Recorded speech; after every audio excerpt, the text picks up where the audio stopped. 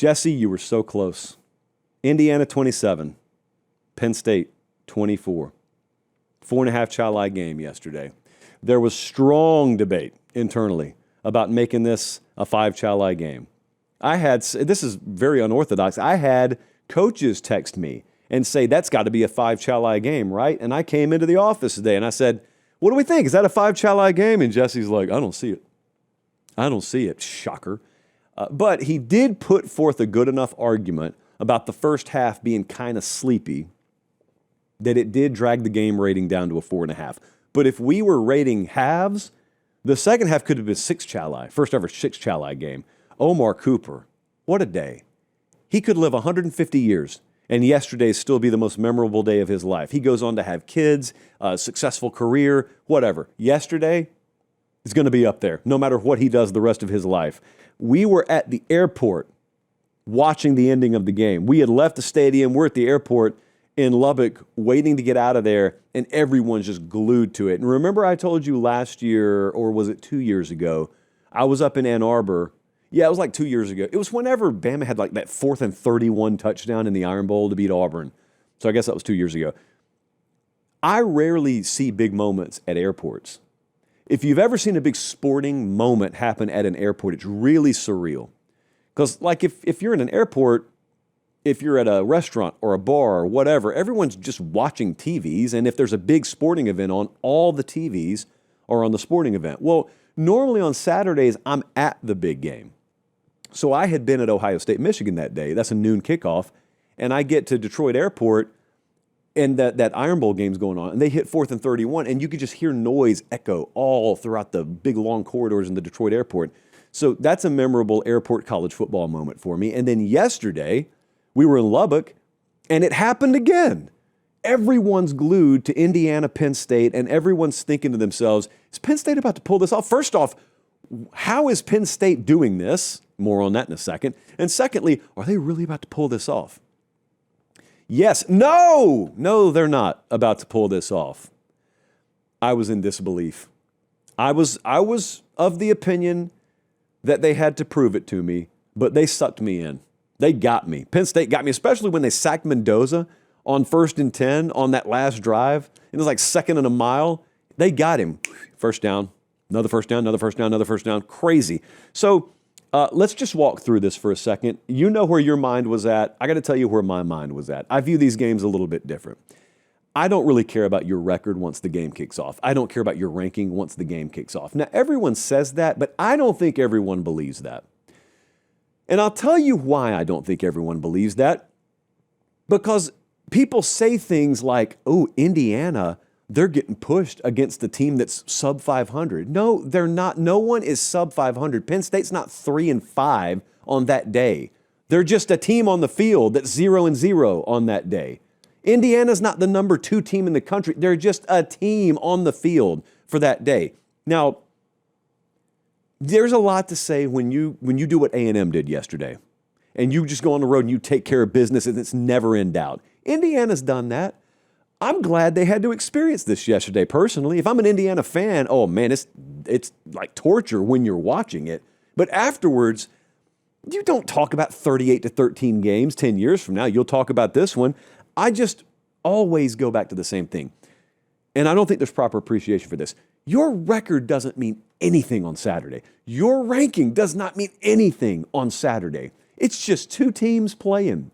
And Indiana's in this situation where they are favored by double digits over teams with better roster talent than they have because they're a better team than those teams are. They've been better to date.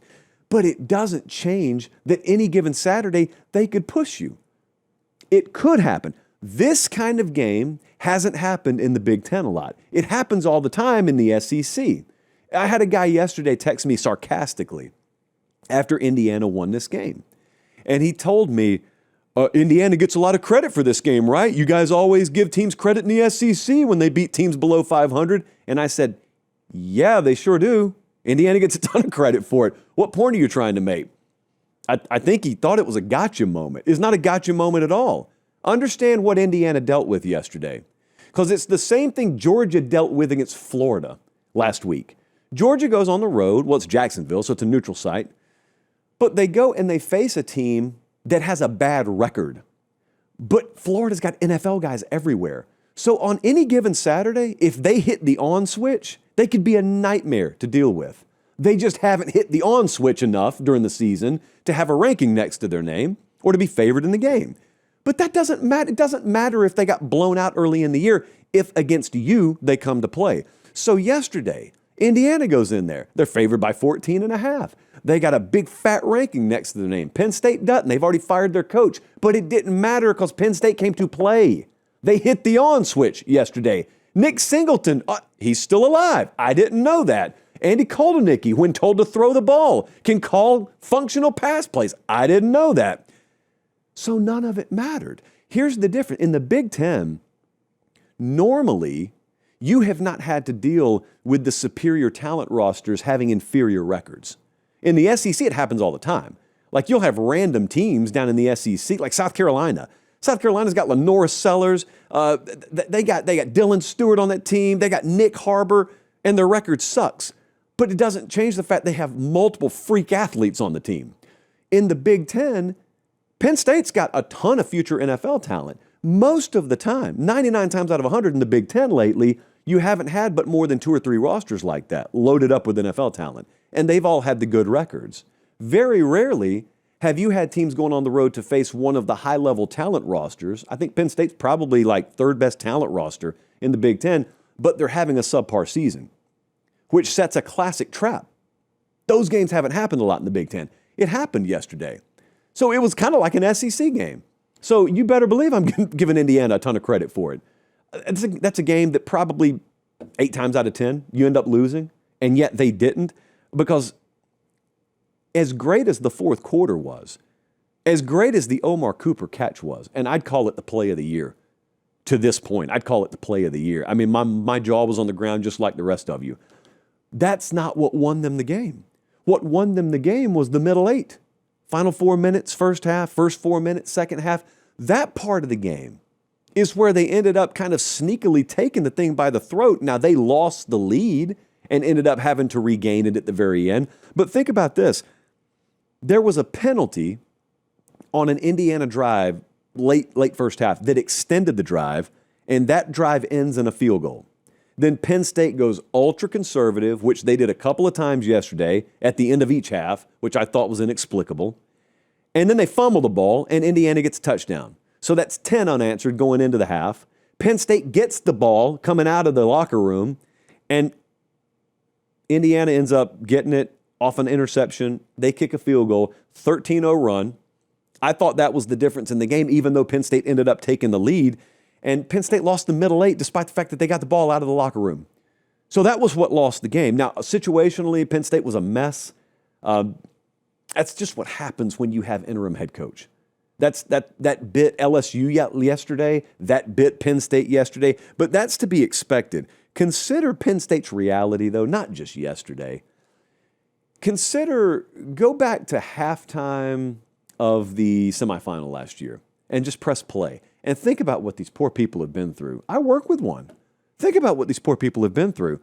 You had the interception to end the Notre Dame game. Season's over. Just suddenly, season's over.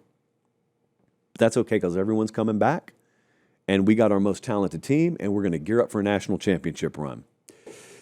And then you lead Oregon in overtime, but then they push the dagger into your ribs, and you lose that one. And then you can't get a defensive stop against UCLA, and you lose that one. And ditto against Northwestern, and you lose that one. And then it's a 1-point loss against Iowa. Ohio State handled you pretty thoroughly. But the Indiana game yesterday, same thing. There are like half a dozen plays since that moment that could have at least sent you to play for a national title and could have you 8-1 right now. I could change half a dozen plays and change the entire outlook on Penn State football. But that's not how it works. I could not believe they didn't go for the throat with the ball late. I couldn't believe that they played the game. Honestly, Penn State played the game like they were undefeated versus an undefeated team where they had wiggle room, where you play it ultra tight, you play it conservative, you play field position. I don't even think anyone was aware you're 3-5. Your season's already a wrap anyway. This is your national title game. I know it's not fun to say that, but for Penn State this year, this is your national title game. And you play ball control. And the one time you do throw it, you throw it in the flat, well short of the sticks, and you give the ball to them, and they do what championship caliber teams do. They drive down the field, and you're watching Fernando Mendoza. I told Joel Klatt after the game, because they called the game. I mean, Gus Johnson still has not peeled himself up off the ground of the broadcast booth. But I told Klatt, Fernando Mendoza could play another 15 years. He could go on and have a great NFL career. He will probably never be as zoned in again in his life as he was that final drive. Like, guys could play great NFL careers and not have a chain of events like he had and Indiana had on that game-winning drive. And I know, Gus Johnson said stuff about the Heisman and just getting caught up in the moment. And then, Julian Sayin backers and Ohio State fans, they got a big problem with it because, their attitude is, so we're going to credit that guy who didn't play all that well up until that moment and put himself in a position to where he needs a game-winning drive, whereas our guy is just carved up everybody, and so he's going to get punished for that, which is a valid point. I don't really care about that because I don't get that locked up on the Heisman. I'm just saying every championship team, it seems to me, has needed a moment like that. I don't know what's going to happen to Indiana.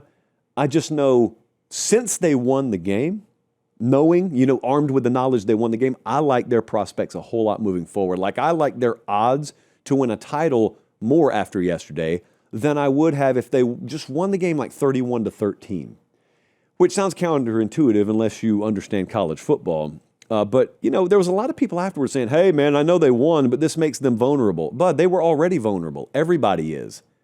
It is weird that Indiana seemingly has not had to climb the ladder. Normally, your progression, your ascension as a program is you go from being bad to not as bad to okay to pretty good but can't win the big games to finally you win a big game to then you become one of the top fives to then you become elite. Indiana just went from terrible to elite.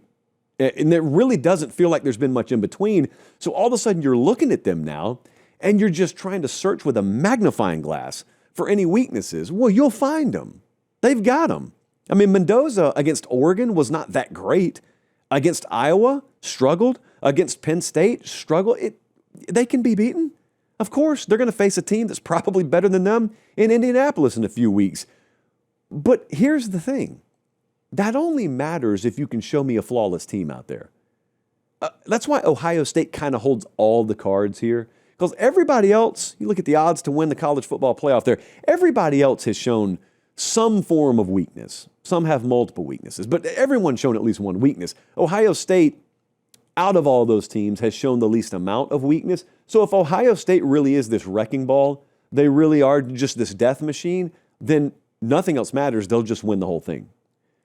But if Ohio State is not quite that, if Ohio State is just very good but not elite, then it's game on, and there are 8 teams that can win the whole thing.